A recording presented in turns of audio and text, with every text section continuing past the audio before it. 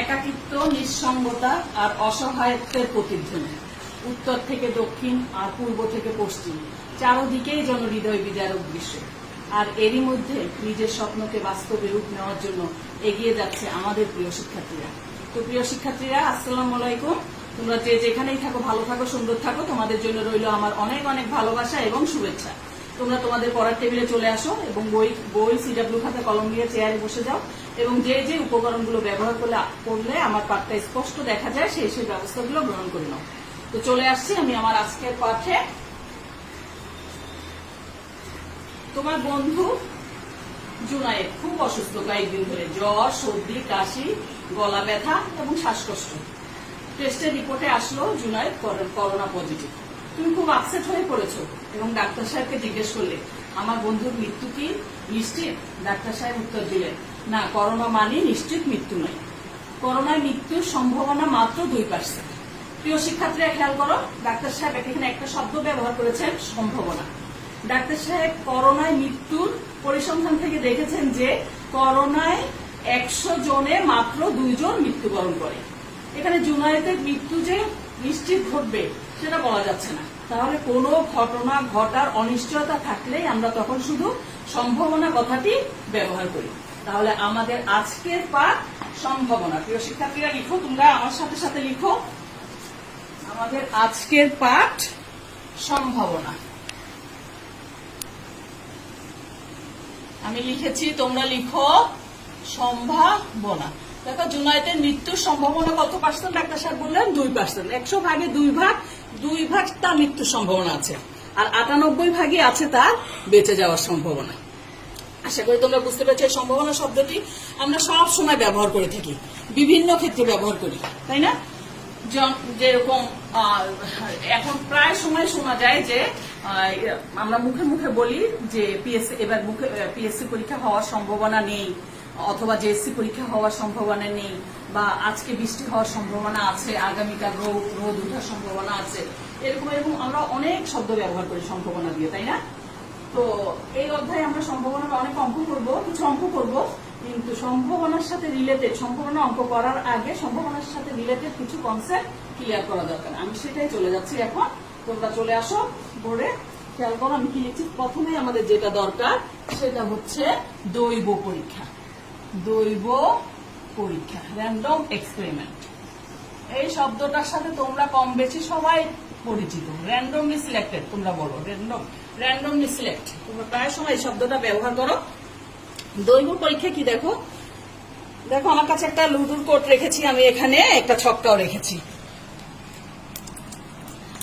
তো দেখো, এই ছক্কাটা, এই নিক্ষেপের আগে আমি এই ছক্কাটা এখানে নিক্ষেপ করব, ঠিক আছে? নিক্ষেপের আগ পর্যন্ত সম্ভাব্য সমস্ত ফলাফলগুলো কিন্তু আমার জানা।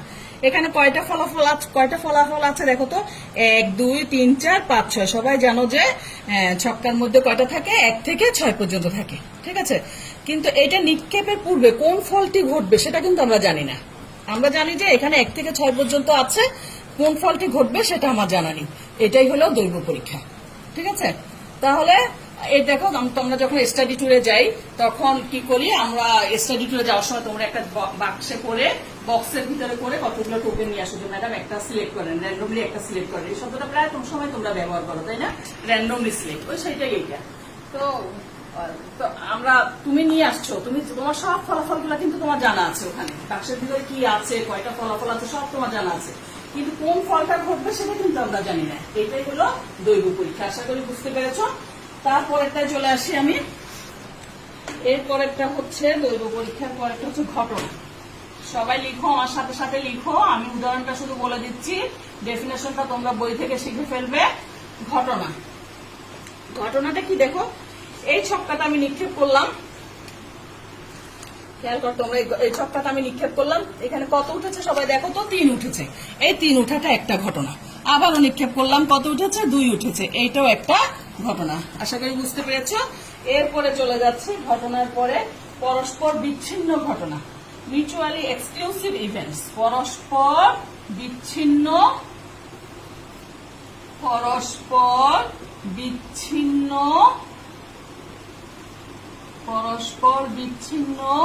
ঘটনা। পরস্পর বিচ্ছিন্ন ঘটনা কোনটা দেখো আমি বলছি এবার।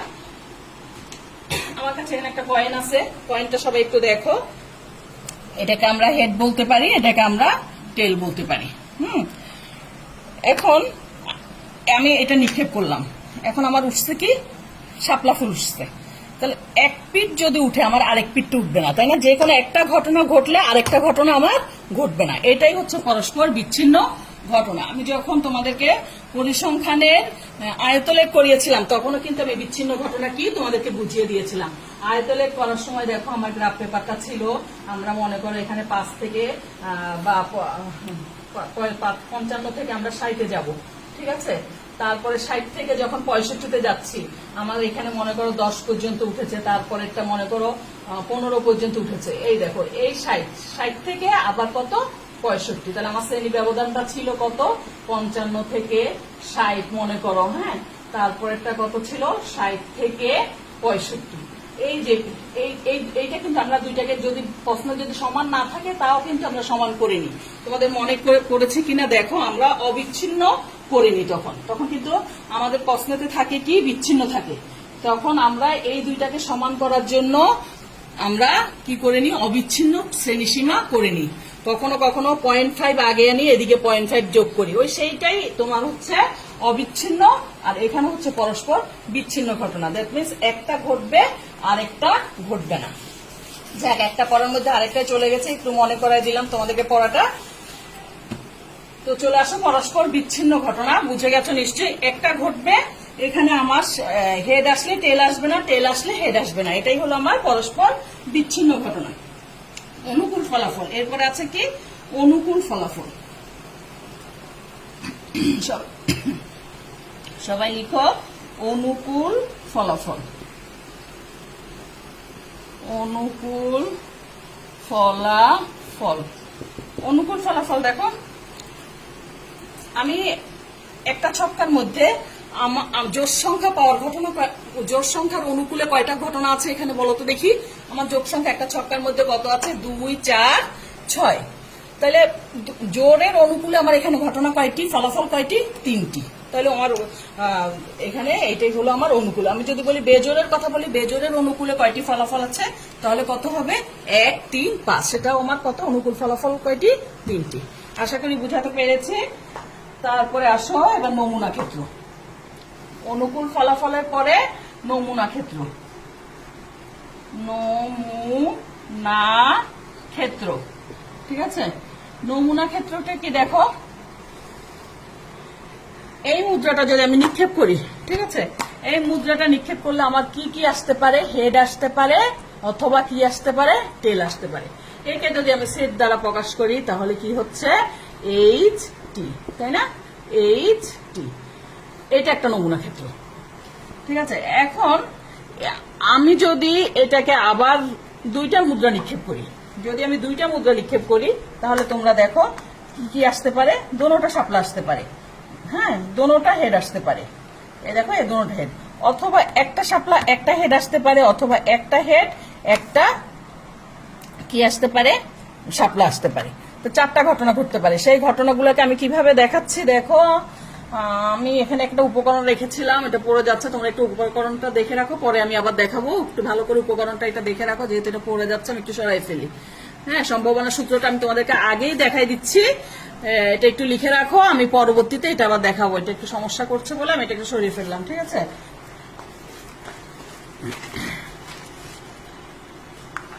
এটা রইলো এখানে। তো কি বলছিলাম, সরি আমি ভুলেও গেলাম কি বললাম। নমুনার ক্ষেত্র, আমি যদি দুইটা মুদ্রা দেখো, এটা একটু প্লিজ তোমরা সাইড নোট রাখো। আমি যখন দুইটা মুদ্রা নিক্ষেপ করব সেটা কিন্তু বইয়ের নাই, কিভাবে করছে আমি একটু করে দিচ্ছি। একটা মুদ্রা নিক্ষেপ করলে আমার একটা কি আসতেছে, হেড আসতেছে, একটা টেল আসতেছে। তাহলে একটা হেড একটা টেল। দুইটা মুদ্রা নিক্ষেপ করলে দেখো আমি অঙ্কটা কিভাবে করে সেটা একটু দেখো, কি কি ঘটনাগুলো ঘটতে পারে সেগুলো দেখো। একটু আগে আমি বললাম যে দুইটাই হেড আসতে পারে, তাই না? তাহলে দুইটা হেড আমি কিভাবে বের করলাম, এই H দিয়ে, সেই তোমাদের ইসের মতো ক্রোমোজোমের ভিতরে তোমরা পড়েছিলে না, X chromosome Y chromosome cross ঘটায়, ঠিক সেরকমের HT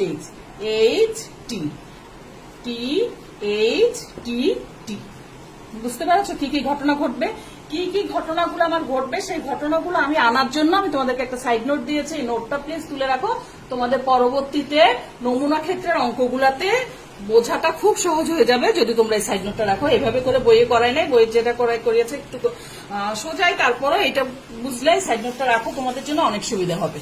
তাহলে এগুলো প্রত্যেকটাই এক একটা, তাহলে দুইটা মুদ্রা নিক্ষেপ করলে কি কি ঘটনাগুলো আমি পাচ্ছি, এখানে আমি লিখেছিলাম এইচ এইচ, আর একটা কি H T T H T টি, ঠিক আছে।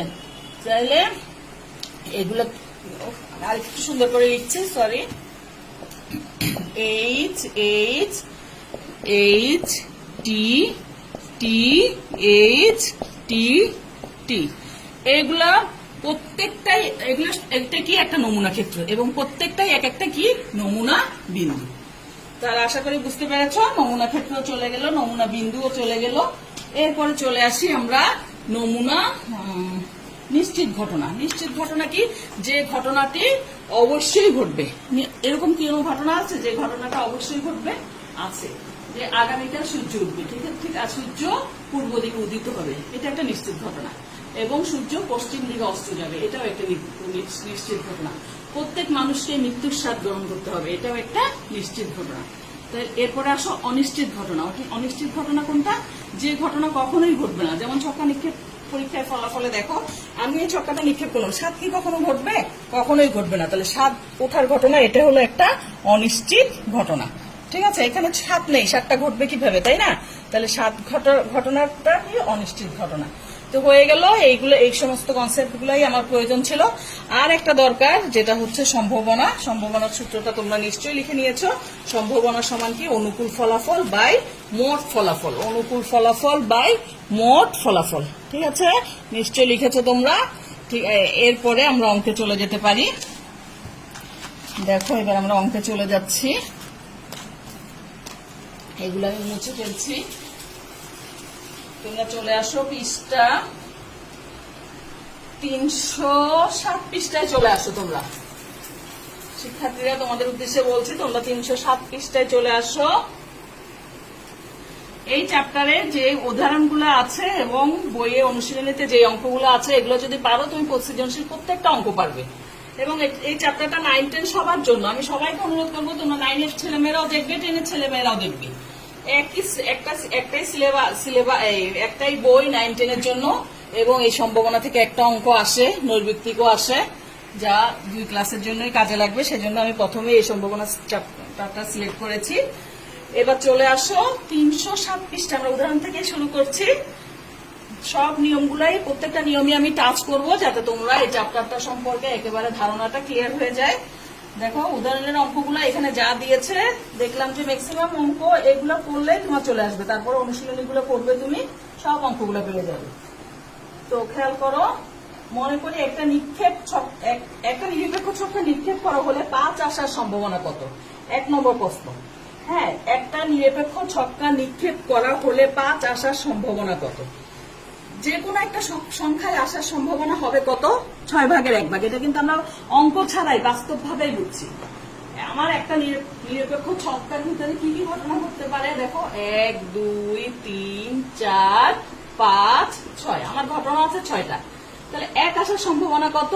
অবশ্যই 6/1। এটা আমরা সবসময় বাস্তব ভাবেই, আমরা বাস্তবিক কথাবার্তার ভিতরে আমরা বলি 6/1। একটা মুদ্রা আছে, মুদ্রাটা কোনটা উঠবে, এপিট উঠবে না ওপিট উঠবে? কত উঠবে? 2/1। ওটার সম্ভাবনা কত? 2/1। কারণ মুদ্রায় মোট পিঠটাই আছে কয়টা? মোট ফলাফল আছে 2টা, আর একটা পিঠ ওটার সম্ভাবনা কত? তাহলে 2/1। সেই জন্যই আমি সম্ভাবনা সূত্রের ভিতরে আমি দিয়ে দেখিয়েছিলাম তোমাদেরকে অনুকূল ফলাফল বাই মোট ফলাফল। তাহলে এখানে দেখো, এই যে আমরা বলি যে 1 আসার সম্ভাবনা 6/1, 2 আসার সম্ভাবনাও কত? 6/1, অথবা 3 আসার সম্ভাবনা কত? তখনও আমরা বলবো 6/1, অথবা 4 আসার সম্ভাবনা কত? তখনও আমরা বলবো 6/1। তাহলে এই 6টা কি? মোট ফলাফল। এই 6টা কোথা থেকে আসলো দেখো তো? মোট ফলাফল 1 2 3 4 5 6। আর অনুকূল ফলাফল কি? আমি যে বলছি তোমাকে 1 আসার সম্ভাবনা কত, তার মানে অনুকূল ফলাফল হচ্ছে 1। তাহলে আমি সম্ভাবনা কত পেলাম? 6/1। আশা করি তোমরা এই সূত্র দিয়ে বুঝতে পেরেছো সম্ভাবনা সমান কি? অনুকূল ফলাফল। আমাকে প্রশ্ন করা হয়েছে 5 আসার সম্ভাবনা কত, তাহলে আমি লিখবো যে এখানে অনুকূল ফলাফল কত? 1টি, আর মোট ফলাফল কত? 6।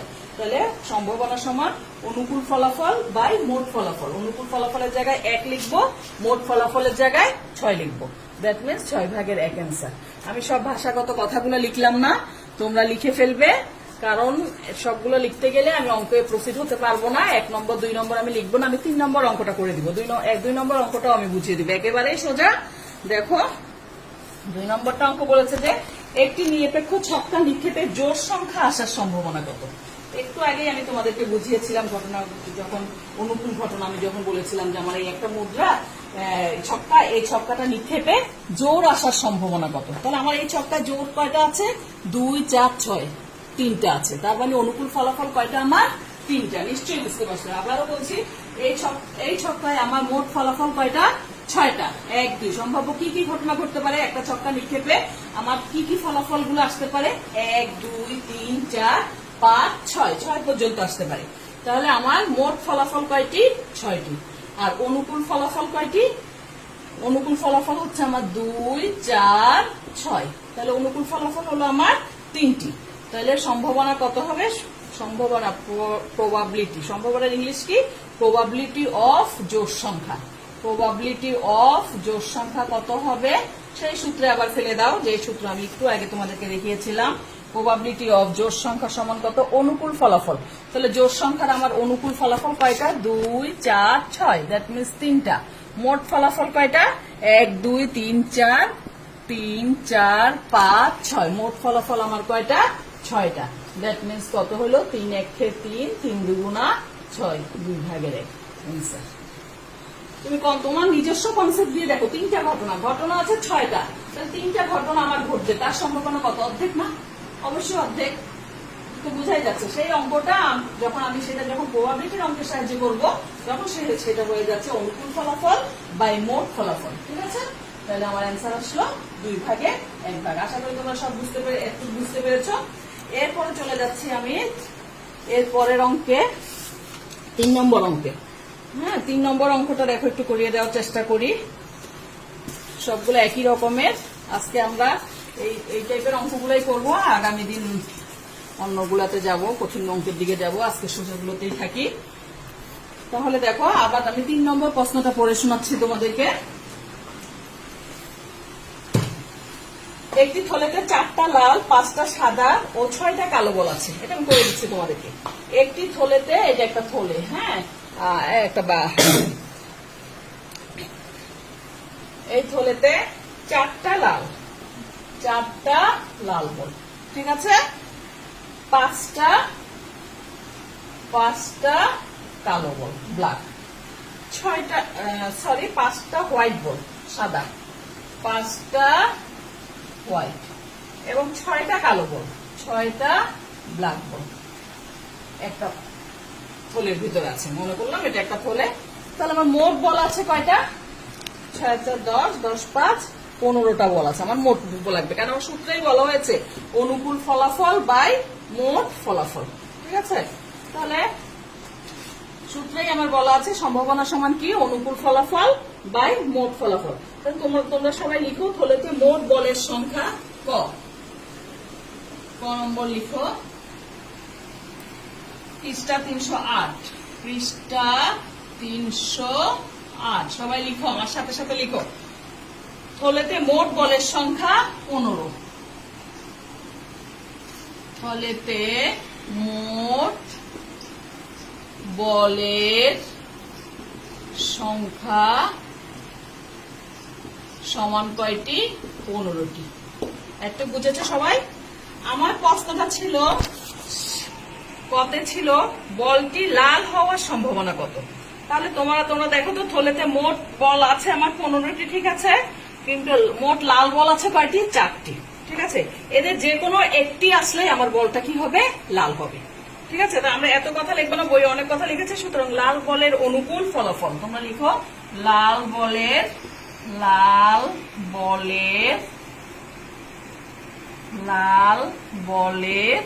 অনুকূল ফলাফল। লাল বলের অনুকূল ফলাফল কত বলতো? 4। এই লালটা দেখা যাচ্ছে না, আমি আবার একটু লিখে দিচ্ছি কালিতে দেখো সবাই আবারও লিখছি, লালটা একটু দেখা যাচ্ছে না, এই যে লাল, এটা লাল। ঠিক আছে, লাল বলের অনুকূল ফলাফল কয়টা হলো? 4। অতএব এখন আমরা যদি লাল বলকে যদি 8 দ্বারা প্রকাশ করি, হ্যাঁ, ধরি লাল বল হওয়ার ঘটনা 8, ধরি অথবা মনে করি, যেটাই লিখো, ধরি লাল বল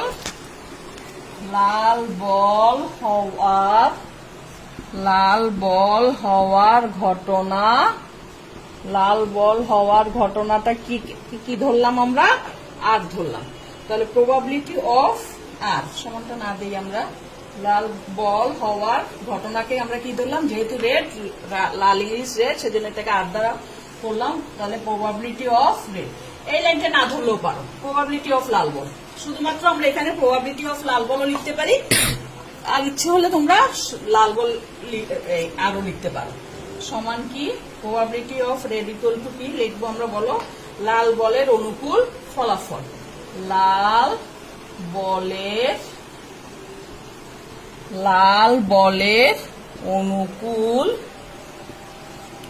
অনুকূল ফলাফল।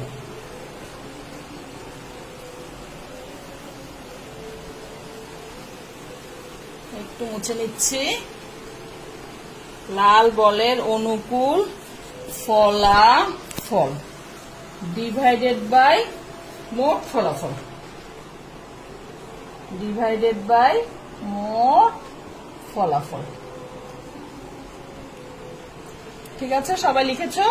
এখন লাল বলের অনুকূল ফলাফল আমার কয়টা? 4টা। এই যে উপরে লিখে রেখেছি, প্রশ্নেই বলে দিচ্ছে একটা থলেতে 4টা লাল বল আছে। তাহলে আমার অনুকূল ফলাফল কয়টা? 4টা। মোট ফলাফল কয়টা? 15টা। এবং এইটাই তোমার অ্যান্সার। কি সোজা অঙ্ক, তাই না? দেখো তো, অনেক সোজা অঙ্ক। আস্তে আস্তে আমরা কঠিনের দিকে যাব। অত কঠিন না, সম্ভাবনার অঙ্ক অনেক সহজ। তোমরা যদি বোঝো একেবারে সহজ হয়ে যাবে। সবাই একটু তুলে নাও প্লিজ।